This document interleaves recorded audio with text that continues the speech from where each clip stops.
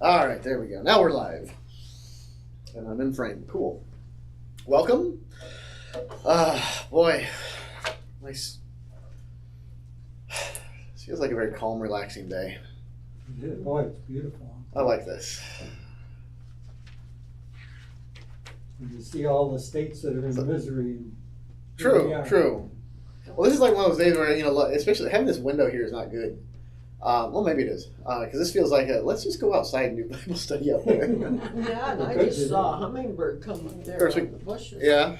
There's no flowers there. We don't have, we just need a camera to stream outside though. Wanted to check you out. Anyway. Yeah, that's so sweet. Yeah. That's right. That's true. We can figure it out. Well, until then. We calls all that work, Paula went to set up that swing set. You could set up a tiny house there. Well, I couldn't. We'll let Paul do it. All right, so we got our readings for next week, and we're finally getting into away from sort of the difficulty of discipleship to just the the difficulty of Jesus' teachings. And more of teaching of Jesus, and we have a very familiar parable of the sower. We've got, so the gospel is Matthew 13, essentially 1 through 23, although it strips out the middle section. Basically you have the parable, verses 1 through 9. What we have is also verses 18 through, 23, which is the explanation of the parable, which is nice because Jesus doesn't always explain his parables. The middle portion that is taken out is the purpose of the parables. So it's just Jesus saying, okay, this is why I speak in parables. So the seeing, man might not see, hearing might not hear, blah, blah, blah. And he connects it with Isaiah.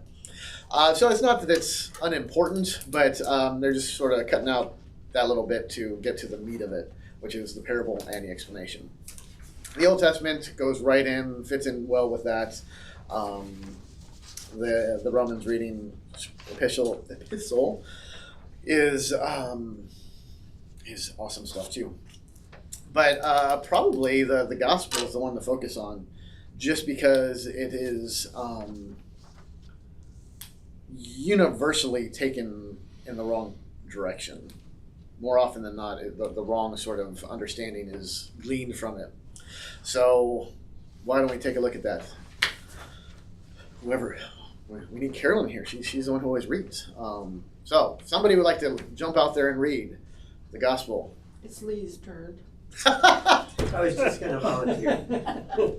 Well, Connie says, so therefore. That same day, Jesus went out of the house and sat beside the sea, and great crowds gathered about him, so that he got into a boat and sat down. And the whole crowd stood on the beach, and he told them many things in parables, saying, a sower went out to sow, and as he sowed, some seeds fell along the path, and the birds came and devoured them. Other seeds fell on rocky ground, where they did not have much soil, and immediately they sprang up, since they had no depth of soil, but when the sun rose, they were scorched. And since they had no root, they withered away. Other seeds fell among thorns, and the thorns grew up and choked them. Other seeds fell on good soil and produced grain, some 100-fold, some 60, some 30. He who has ears, let him hear. Hear then the parable of the sower. When anyone hears the word of the kingdom and does not understand it, the evil one comes and snatches away what has been sown in his heart. This is what was sown along the path. As for what was sown on rocky ground, this is the one who hears the word and immediately receives it with joy, yet he has no root in himself, but endures for a while.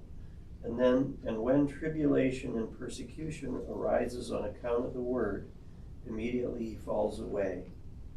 As for what was sown among thorns, this is the one who hears the word, but the cares of the world and the deceitfulness of riches choke the word, and it proves unfruitful. As for what was sown on good soil, this is the one who hears the word and understands it. He indeed bears fruit and yields, in one case 100-fold, in another 60, and in another 30.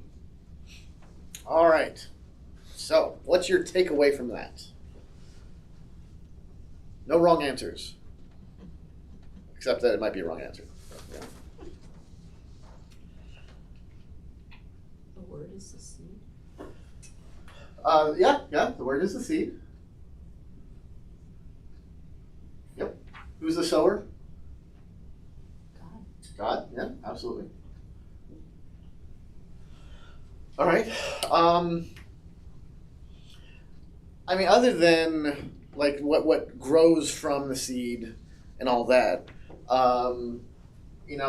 these are. I mean, it's really about the sower and the seed, right? What is conspicuously absent here? You. Which is not to say we're not involved in this, because obviously the whole point of sowing the seed is that the word, creates faith. And what he's talking about is like, yeah, when the word goes out and sometimes it falls in fertile soil and faith sprouts forth and like, great. Or it gets sown on rocky ground, and this is the one who hears the word and immediately receives it with joy, but then falls away. So we are involved in this, in a sense. Oh, not in a sense, I mean we are. But the bulk of it is about God and his word, how this works, how God sows his seed, how that goes. And so because of that, this is really more of, it's more of an informational parable rather than a go and do likewise kind of parable, because we can't really, we don't do anything, right? God is the one who sows it. God is the one, when it comes to faith, God is the one who tends it, makes it grow. So this is about what God does. Why I say it's kind of universally misunderstood is that, and growing up, I heard it this way many times, and I still hear it, read about it various ways, where the focus really becomes, well, what kind of, what do you want to be? Do you want to be like these ones that are sown on rocky ground, where you hear the word and immediately receive it with joy, but you don't have any roots, so when tribulation or persecution arises, you immediately fall away? No, you don't want to be that, right? So make sure that you're not weak in the word. Okay, you want to be strong.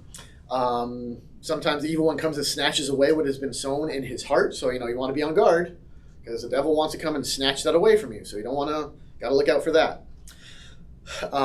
Or how about sown among thorns? This is the one who hears the word, but the cares of the world and the deceitfulness of riches chokes the word and proves unfruitful. So you don't want to be too attached to the world or to riches. So make sure you only have on mind things of God, so that way that doesn't happen. What you're aiming for, though, is to be good soil, to hear the word, understand it, and then you bear fruit, maybe 100-fold, 60-fold, 30, whatever it is. That's what you want to be. Does it really, the way Jesus says this, is it really like, wherever the seed goes, does the seed or the fruit have any bearing on what happens? No, it's the Holy Spirit makes the ground. So yeah, it's the Holy Spirit working through it, the whole thing. And that's kind of the point of, well, it's not kind of the point, it is the point of the parable. In that, what he's saying is like, look, God, well, even the premise, a sower goes out to sow his seed. Now, I'm not a gardener. I hate gardening. I don't get it. I blame growing up in Southern California. We didn't have lawns.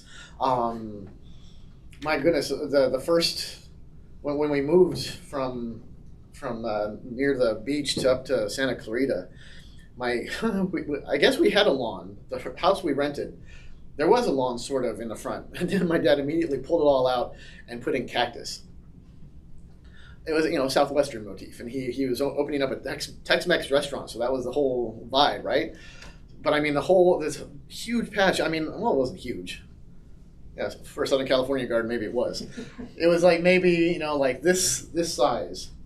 But it was just full of cactus. He planted cactus, and that was our lawn. And so that was my experience. And, you'd have to sometimes go out and pick stuff, if things would get caught. Imagine that. Things get caught in cactus. So you had to go in there and, and take things out. And we had different kinds of cactus. So there were the ones that was easy to stay away from with the long thorns and okay, you knew that one. But then there were those ones with the really fuzzy, it was horrible. So you come out and it would just be all over, and I hated it. And other reasons too. I've got issues.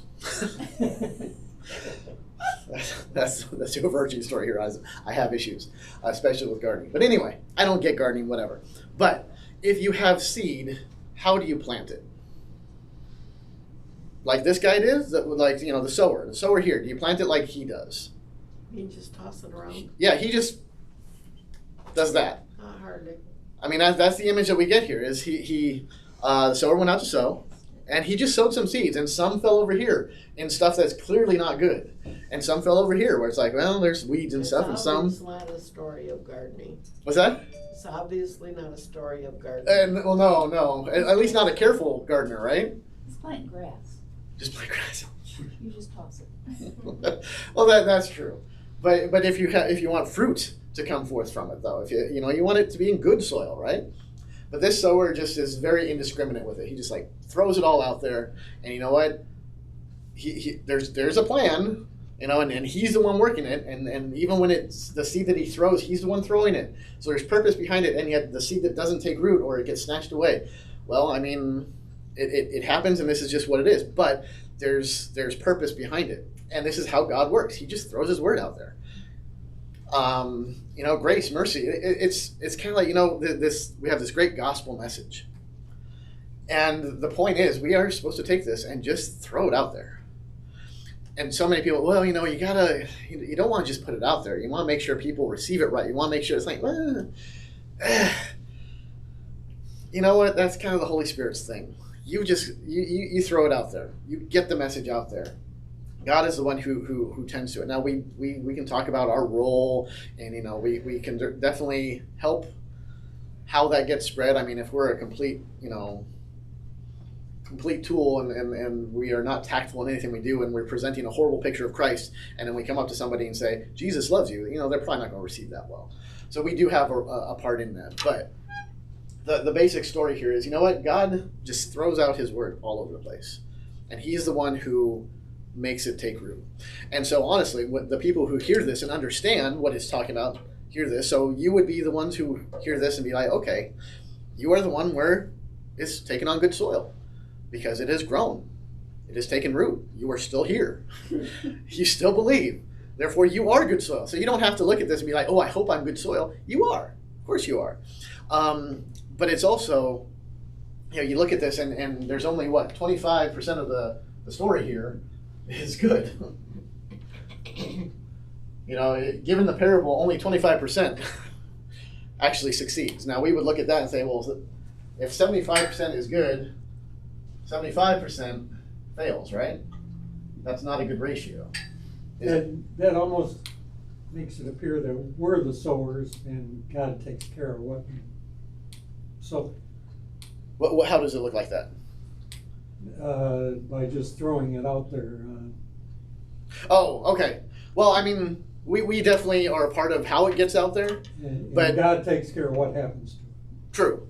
But ultimately, it's His word that we're all dealing with and all that. Yeah, with the seed is His word, But even with that, yeah, we don't worry about so much, like where it lands. in ministry.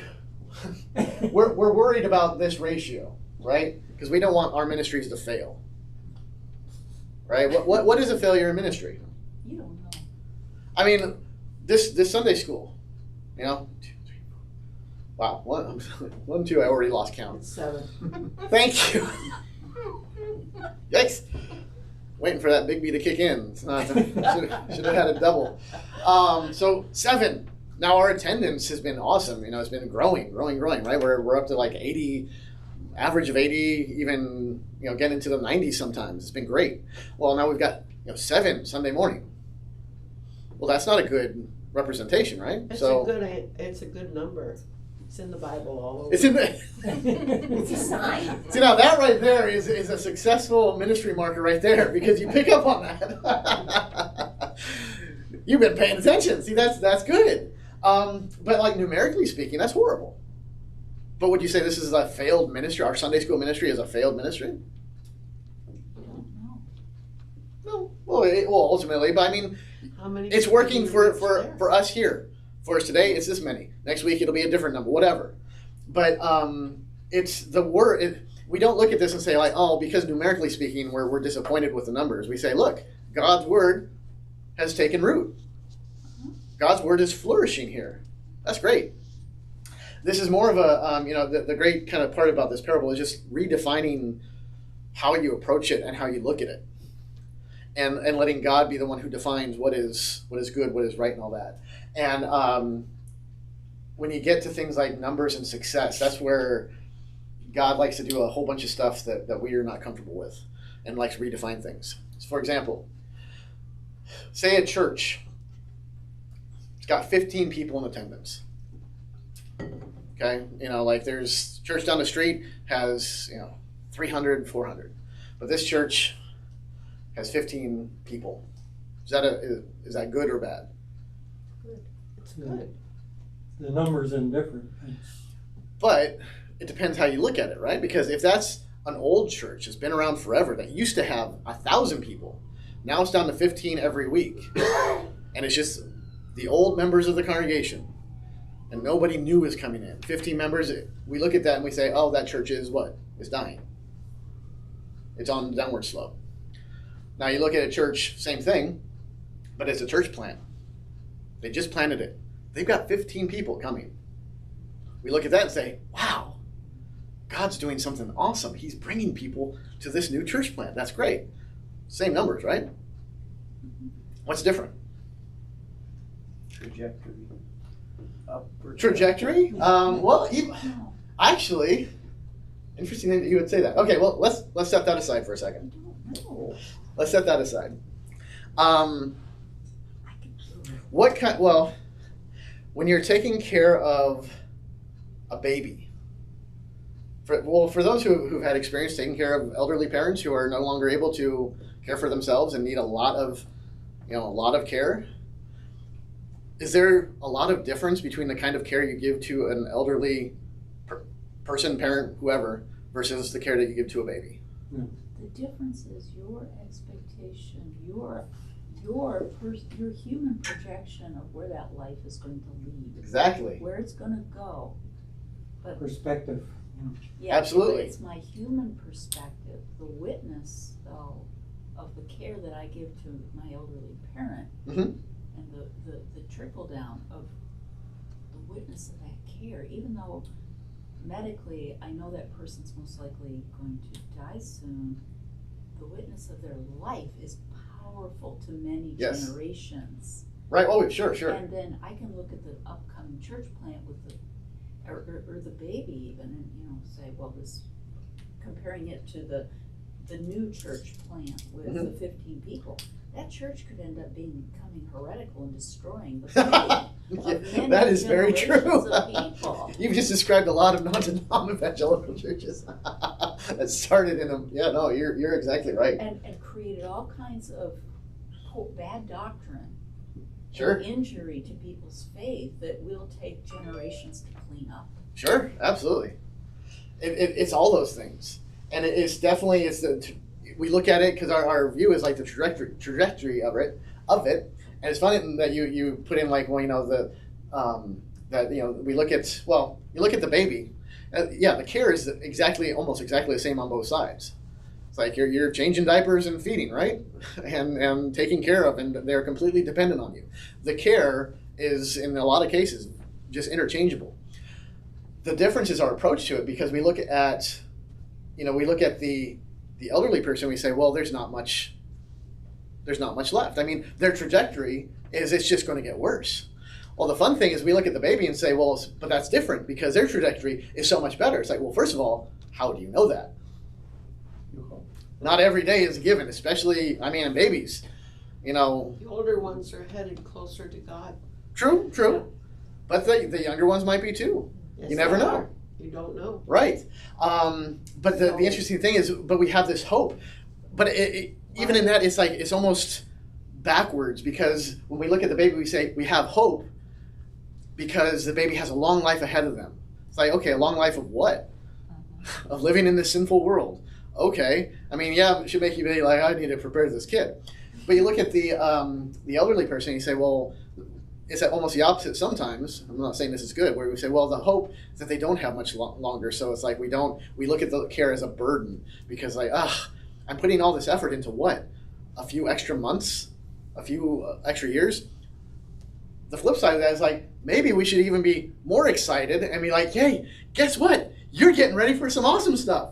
Yeah, a few more months, but after that, bam, it's going to be awesome for you. You get released from all this and you'll be in heaven and waiting the resurrection, and great.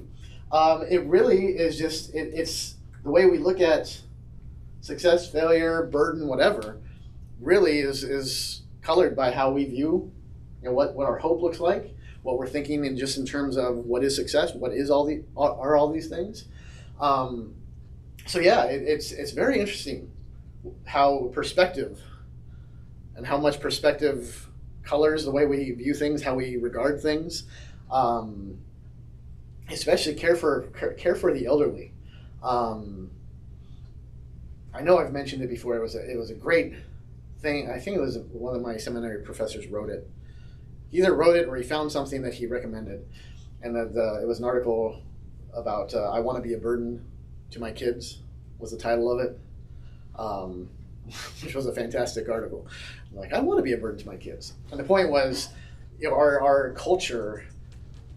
Even when you get to the point, and as you're getting older, you're like, well, I don't want to be a burden to my kids. I don't want to put them out. I don't want, so yeah, just put me somewhere nice, not terrible, and visit me once in a while. But other than that, just let me wind down my days, and I don't want to, what? I'd just like to have them listen to the wise things that our older people have to give. That would be nice. Which the baby has to learn all those things as it Sure. moves on up. And then they ignore it for a while. It's all. Yeah. It's all a package. Oh, sure. But God we has should. given us.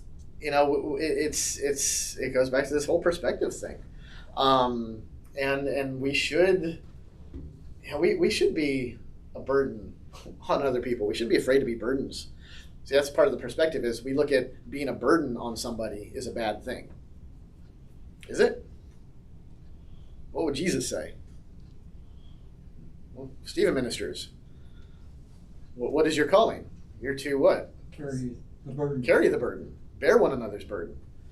I mean, that is precisely what he does. Is he bears, and he doesn't just bear your burden. He bears everybody's burden. I mean, he is the perfect example of what it means to carry a burden. So for him to carry a burden is, that's godly. That is exactly what we're supposed to do. If we're supposed to take up our cross, follow him, then we're supposed to carry burdens. And yet, what the pushback is, no, don't be a burden. Don't put your burdens on anybody else. Like the message of Jesus is like, yeah, carry burdens. In fact, I jokingly will chide some people when they're like, oh, I don't want to be a burden. It's like, be a burden. You're supposed to be a burden. Because when you're not a burden, you're denying me the right to be Jesus to you. Like, Jesus told me to bear your burdens, and if you don't let me do that, you're keeping me from doing what Jesus told me to do. Satan, get thee behind me. And then I laugh to make sure that they're not like, oh. But I mean, seriously, it's a weird kind of perspective to take of like, yeah, be a burden to somebody.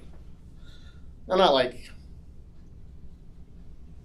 vindictively or, in order to inflict pain Don't willingly. be an honorary burden, in other words. Yeah, but I mean, it's not a bad thing to rely on people. And that just goes against our American DNA, We're supposed to be self-reliant. We're supposed to be independent, which is fun because it's like Christianity is the ultimate picture of dependence. There's no independence at all. We are completely, wholly, 100% dependent on God. But we're trained to not be. We're brought up to be. The world coming out in us. Oh yeah, all the time.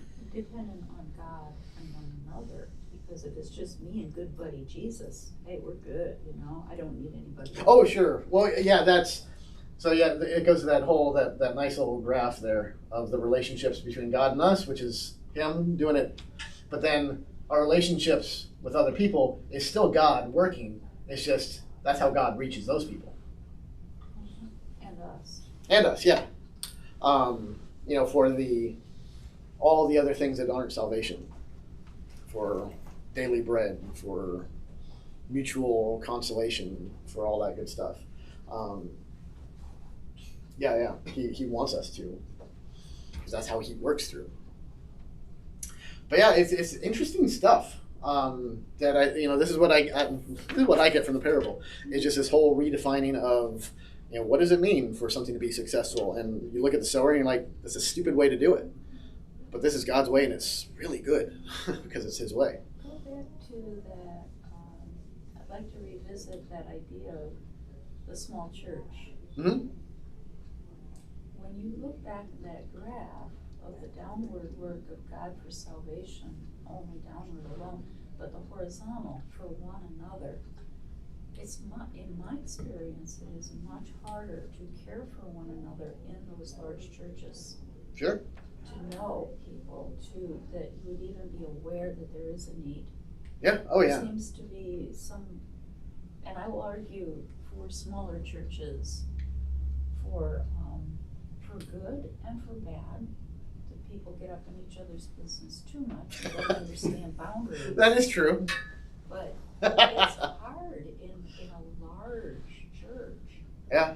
To really know one another to Yeah. a level so that you know there's a need, Mhm. and get past those layers of personal guardedness. Oh, yeah. Well, that's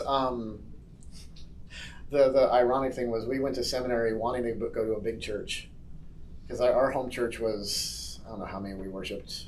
I mean, I didn't think it was a huge church. I guess it was, well, not huge, but it was a larger church. It was probably worshiping, I don't know, we would have 60, 70 early service, 20 on a Saturday night, so that's what, 80, and then maybe another, between the 2 late services, another, say, 50, 150. So it would probably be between 200 and 300 people a week, maybe. Which I grew up, I'm like, we're tiny. We're a tiny little church. Of course, then I came to realize, like, oh no, that's actually that's outside the norm. That's a little bit bigger. But that was kind of like, I want a big church. I want a big church. And yet, so we go to a seminary and they assign you a fieldwork church. That's your every Sunday church. You don't really do much unless the pastor, you might help out with service. Maybe you preach. By your 4th year, maybe he'll have you preach once or twice because you're still like, I don't trust you. But that's where you attend every Sunday. And we got placed in this tiny little church, and it was like one of these where the heyday was way back when, and it's just and we had maybe one family with little kids, and that was it. And it was just like, maybe 40 people a week. Like, this is terrible. We want a big church. So one Sunday we went to, we had like a free Sunday. So we went to St. John's in Ellisville, which is no longer called St. John's. It's called Pathfinder, I think. Still LCMS, but it was like one of the premier mega churches, if not in the nation, definitely in Missouri, St. Louis.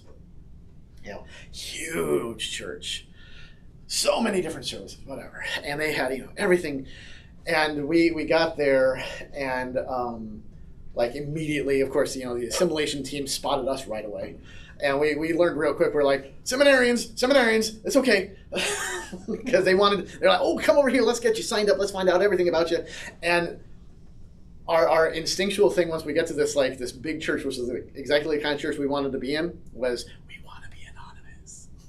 We just want to come in. We don't want anybody to know who we are. Now, part of it was because we're seminarians, and it's like we can't commit, obviously. But there was still that, like, you know what? We just want to come and be fade into the background and be able to leave.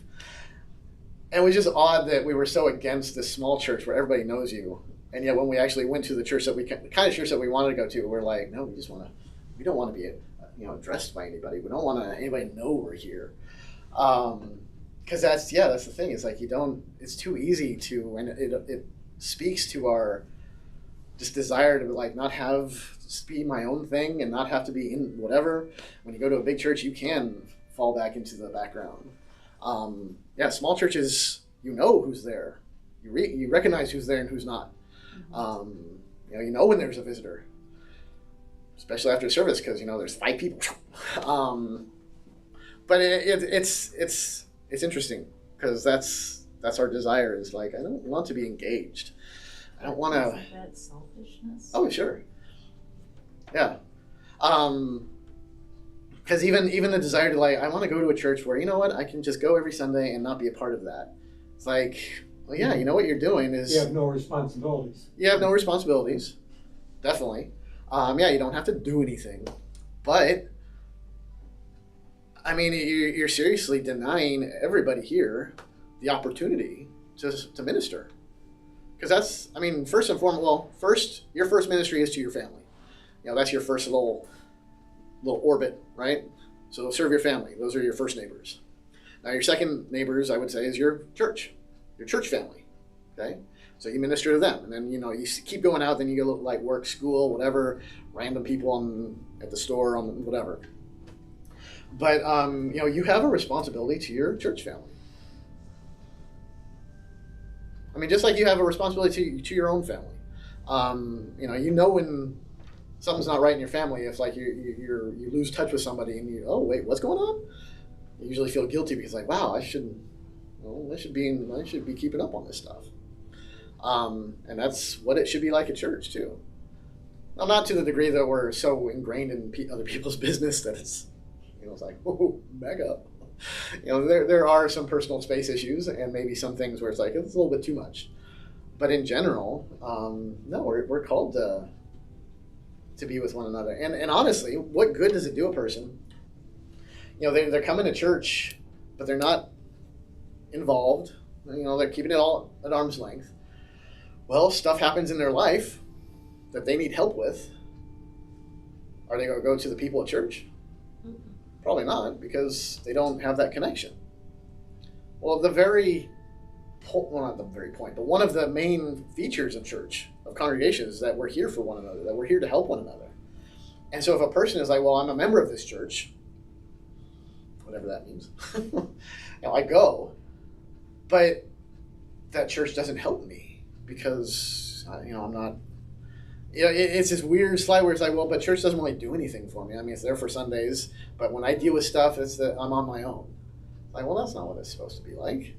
It's like, no, you don't need to know everybody's business, but you should be willing to be like, hey, you know what? I'm struggling. I need help. And that's hard. It's hard for this congregation. It's hard for every congregation. I'm not going to single anybody out. But if I was to gauge the health of our congregation based on like what they're struggling with, I would say that our congregation hardly struggles at all.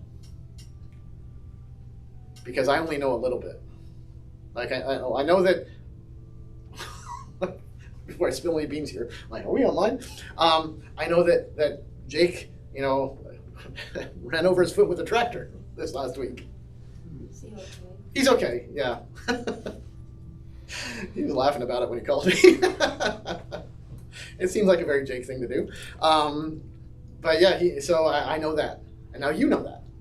So, you know, and I know you're probably not going to rush over with food, but you'll probably call and be like, hey, do you need anything? Which is great. That's what you're supposed to do. But so I know that. Okay. I know when people go to the hospital, you know, major things. But other things I don't know what you're struggling with. Couple of you, I know some of the things you're struggling with. But by and large, you know, and I've heard it. There's some sainted people who I love beyond measure who drive me crazy sometimes. In the best possible way, because I don't want to interrupt you, Pastor. I don't want to bother you with my little stuff. It's like, that's why I'm here. you can't get phone calls this week, you know. We'll see Okay. we'll see how much this takes root here. But yeah, that's my job, is to be bothered and interrupted. If I'm not, then it's okay. Interrupt me, bother me, come on. But that's the general vibe. It's like, well, you've got more important things to do. It's like, no, you're my more important thing. But that's just the feeling. Like, well, if I can't deal with it, you know, I should be able to deal with it. I should be, you know, I'm good soil, right? I should be able to, I've got everything I want. I should be producing fruit. Well, you know what? Sometimes you're in the weeds. Sometimes the devil is trying to choke the word out of you. You know, this isn't necessarily just like, hey, you're here or you're in these 3 places. Honestly, your life, you're probably in all 4 places at different times, sometimes in a couple different places at the same time. So you're, as far as soil goes, you're not just only one. Oh, no, definitely not. Because, I mean, I can say right now, I'm in good soil. Let's be charitable. I can look back and see where, like, I mean, I can, in retrospect, I can say, I've always been in good soil because I'm still here. I still remain connected. But I can definitely look back in my life and say, like, yep, I was on rocky ground sometime. And I was, Connie, okay? Yeah, I think so. Okay. Yeah. She wasn't Nobody- turning blue. Okay, good. We were caring for her. Oh, right. Watching her while Like, we were continuing. The very definition of, like, hey, if you need help. She's like, but yeah, sometimes I've been in the thorns, sometimes whatever. So it's not just a, you know, like, oh, this is, we find ourselves in all sorts of places, which kind of goes back to this whole concept of, like, this isn't a parable that talks about, like, where you need to be. It's more like, this is where you might find yourself. And guess what? God is the one sowing the seed. God is the one who sends out the word. God is the one who makes stuff happen. And if he's going to put the seed here, okay, well, he might also put the seed over here. He might take you as the seed, or the fruit, however you want to look at it. And you can go back to our first reading from Isaiah. You know, so shall my word be that goes out from my mouth. It shall not return empty. It shall accomplish that which I purpose and shall succeed in the thing for which I sent it. You know, so you're here today, this morning, good soil. Doesn't mean you've always been there. But God has been working and has been growing his word in you and moving you around a bit. If the first part of the gospel is the parable, and the second part of it is the explanation Yes. of the parable, don't you think that Jesus wanted his audience to think about what kind of soil they are, what soils they might be at different times? I think in terms of, like, being aware of what the possibilities are, sure. I think so. I just think the point is to get away from thinking, like, I need to make sure that I'm making sure that I'm creating good soil for this seed to take root. So yeah, you don't get to choose. God is the one who gets to who works all that. We don't want to make it a work. Right. Which is kind of what the tendency with that is. Like, I need to make sure that I'm. But if we think about, why did he tell this parable to this audience this time? And this might be where that missing portion in the middle might come in handy, because he's talking about the purpose of the parables is so that those who have the understanding will understand. Because a lot of people will hear this and they won't get it. And honestly, like, if you just kind of hear this as a parable, like, okay, well, like, first the sower sounds stupid. He's very indiscriminate in how he sows his seed, and that's dumb. He's a very bad gardener. And it's like, you know what? And what's the point? I mean, yeah, okay, so maybe you're in good soil, maybe you're not, or maybe the stuff that works, and it's just a very sort of random, like, there's no purpose behind it because it's just indiscriminate. So that's like somebody who does not have understanding, they won't get it. Whereas, and so he says, and this is the purpose of the parables. I'm telling you a truth here that most people aren't going to get. They're going to hear this word of God and say, it's foolish, it's dumb. But let me tell you what it means. And so then he tells it, he explains it. He says, okay, God is the one who sows the seed. And, like, you might think that the seed is being sown in a poor manner, or maybe it's not working or whatever. But God has purpose behind this. He's the one sowing it. He's the one growing it. He has a plan here. Okay, and it's not dependent on you. So that might actually be where the middle portion would come in handy. But yeah, I mean, certainly to be aware of these things. And like I said, you can look at these seeds, and when I was growing up and I heard this, it was always about, yeah, make sure you're in the right kind of soil. was like, you know what? I've been in the weeds quite a bit. and there was nothing that was getting me out of the weeds except God. He was the one working, and he managed to get me out of there. And I'm not sure, I looked at, like, did I have any role in that? Like, I don't know. I just know he brought me back out, and at one point I was in the weeds, and now I'm not in the weeds anymore. And the one thing I can point to was, you know what? I did draw closer to Christ. I did. There were times where I found myself on my knees saying, why, God? I give up. I got nothing. Just, I don't know what to do. So and then as time goes by, I find like, it's not even like I realize it. It's just at some point I'm like, oh, where are those weeds? Oh, cool. Okay. So, and which just kind of goes more to the whole, like, yeah, God is the one dealing with this. He's the one, he's sowing, he's growing, he's watering, he's doing all this. And maybe the point is to realize that, like, it's not always going to be, you're not always going to find yourself in good soil. Don't worry. Don't think, especially if you read it. I mean, if you're not in good soil, you're out of luck. Because a straight reading of this parable says you're either in good soil or you're not. Which, I mean, honestly, if that's what you get out of it as a Christian, what happens when the devil attacks? Feel helpless. Yeah, because you're not in the good soil anymore. Or What hope is there? in good soil, or I am good soil. Or Either way, right? Yeah. Either way, it's like, well, I'm in the bad part now. I'm bad. I'm bad soil. Right. What do I do? Yeah. Rather than like, well, maybe instead of focusing on this as either or, like, this is just how it is. God sometimes plants you in amongst weeds. Or even, if you want to even get more fun with it, maybe sometimes God plants you in the good soil and you jump over to the weeds. And you find yourself growing up amongst them. And then how does God replant you? Well, he might bring you back to the good soil, but he might replant you over with the weeds. Now with that knowledge of what it's like to be among the weeds, now with the gospel, to be with weeds. That's some fun stuff too.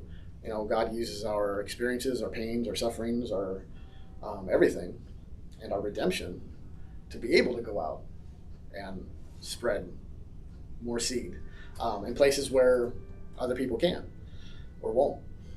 So there's that aspect to it too. I always thought it was either, like you had initially said, being the emphasis on what kind of soil are you, Right. and make sure you're good soil, and do all this stuff. Which Makes it very confusing, but to think, hold your thought. no, it's not even a thought yet. Yeah. So yeah. But to think that we, in our sinful flesh, sometimes we're 25% good soil, and sometimes we're not good soil. Sometimes you're being charitable with that 25%. Yes, very much. No, I was just thinking of I need to be good soil. I gotta be good soil. Gotta be good soil. And then what little I know about gardening is, well, what makes good soil? Dead stuff, right? Decomposing stuff. Because I mean, when you think about, like, I gotta be good soil so God can plant something in me so it can grow, and the idea, like, I've got to be something good and awesome and great. It's like, well, no, we're dead. We're dead people. God plants His seed in a dead person, not in somebody who's alive, not in somebody who's able to, like, oh, I'll take this seed and I'll take care of it. No, it's like dead.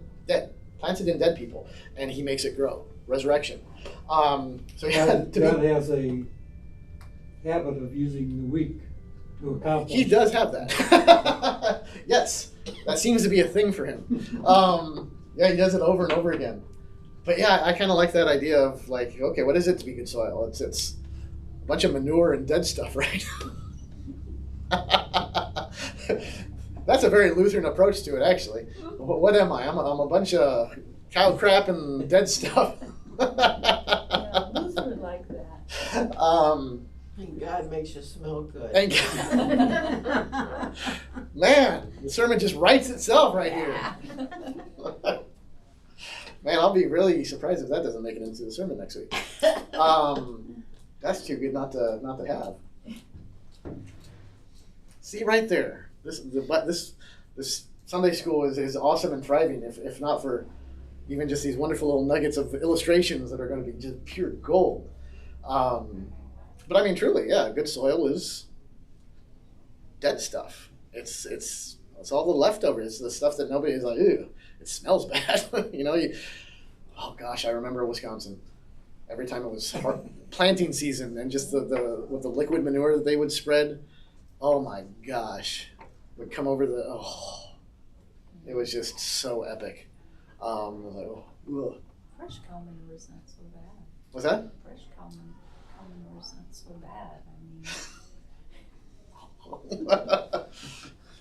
Once it's Guess it depends what they ate. Our office was on the downwind side of a large hog farm. Oh, not a hog farm. No, let's not go Not a there. chicken farm either. Ooh. Oh, chickens are When terrible. they spread that out, and Yeah, I'm sticking It's with right. cows. Well, that's what we are. So if you want to be good, if you want to be good soil, what do you have to be? You have to be dead. You have, which means to say is you need to be without any other possibility that you've given up. That you've said, you know what, I can't save myself. There's no way I can redeem myself. So all I can do is trust in God alone. Boom, that's good soil. That's repentance. Yeah, exactly.